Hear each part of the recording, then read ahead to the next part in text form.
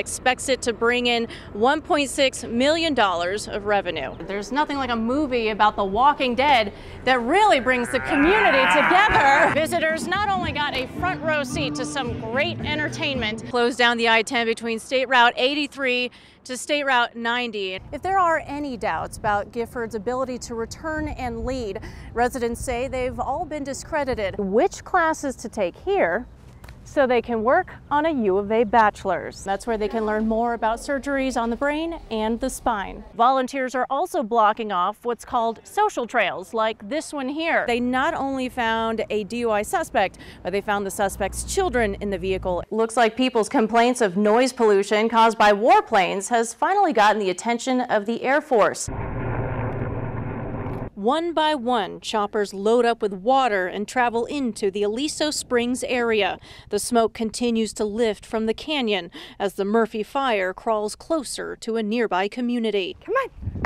Come on, where's your ball? Judy Monday lives just a mile from the burning mountainside. That night it ridged at the top of the mountains, and all day yesterday we watched as it came down. The fire swelled overnight to more than 20,000 acres, inching closer to about 100 homes. But fire officials are telling Judy to hold tight. Obviously, I don't want to leave my house, and I feel we're protected. And I told everybody that we would not evacuate today. Mark South is the incident commander. He says the situation is getting worse. Today, the wind's up again, prevented us from doing some early burnout around the homes. The fire will be upgraded from a Type 3 incident to a Type 2 incident, which means more resources. So this area could see more choppers coming in to fight the flames from above. So they're coming in with more overhead.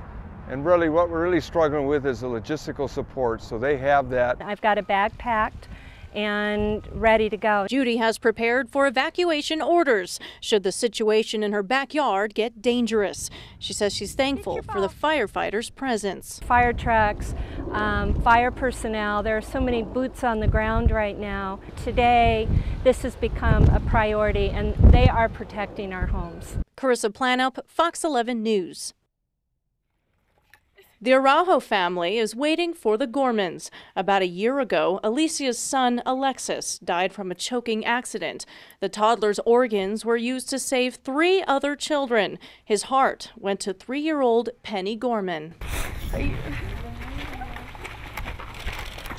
An immediate embrace between both mothers. Then Alicia took Penny, holding her close to feel her son's heartbeat.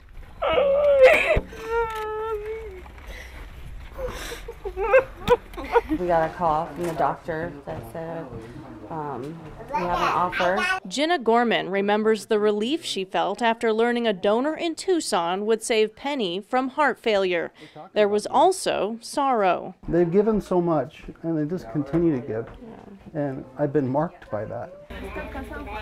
Alicia shared photos of Alexis, some of them taken alongside his twin brother, Alan. La familia Gorman. Through an interpreter, Alicia and her husband talk about the decision to donate.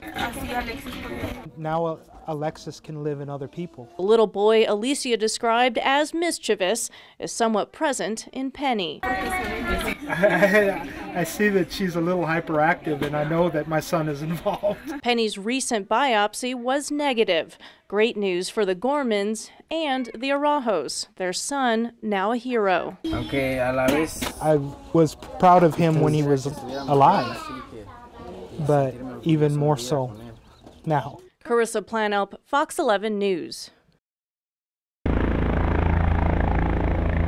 3 medical choppers landed on Ina Road to transport victims fighting for their lives. This after investigators say 22-year-old Jared Loeffner opened fire outside the Safeway during a meet and greet for Congresswoman Gabrielle Giffords. Well, we heard shots, about 15, and then we saw a bunch of people running across the parking lot. Officers searched the shopping plaza for a rumored second suspect. Then there were questions about the Congresswoman's condition. She has been injured. I don't know to what extent. More than a dozen people were injured in the shooting. 5 died right in front of the supermarket. I would get down, but I wasn't sure who said it. Alex Villick was volunteering for the Tucson Democrat when he exchanged words with the suspected gunman. He came up to my table, wanted to speak with the Congresswoman, and And as I told other constituents, he had to get to the back of the line. He came back about 2 minutes later and barged through the little tables. Villick says he never saw the suspect draw a weapon, but he heard the gunfire. It took a few moments for things to register that this wasn't a joke, this was actually happening.